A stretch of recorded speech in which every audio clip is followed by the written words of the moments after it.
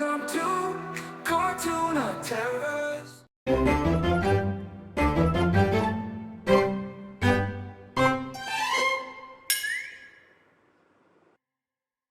خوش آمدید بچوں، آج ہم ایک دلچسپ کہانی سنیں گے۔ اس کہانی کا عنوان ہے بوڑھا آدمی اور اس کا پوتا۔ تو چلیں شروع کرتے ہیں۔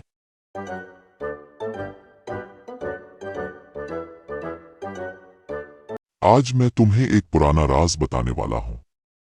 ہمارے خاندان کی طرف سے ایک خفیہ خزانہ چھپا ہوا ہے۔ سچ مچ؟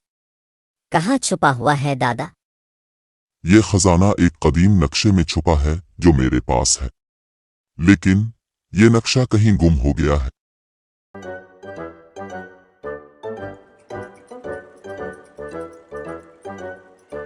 یہ رہا دادا، یہ پرانا نقشہ۔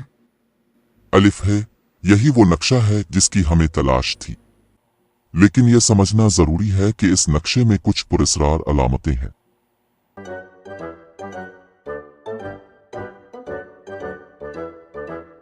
یہ علامتیں ہمیں ایک قدیم غار کی طرف لے جاتی ہیں۔ وہاں پر ہمیں خزانہ مل سکتا ہے۔ تو ہم کب چلیں گے دادا؟ ابھی، لیکن ہمیں احتیاط کرنی ہوگی۔ یہ سفر آسان نہیں ہوگا۔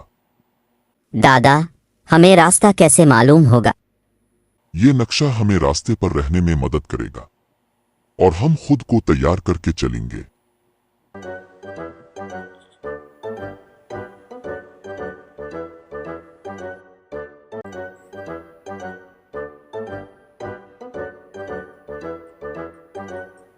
دادا، ہمیں اس پل سے کیسے گزرنا ہے؟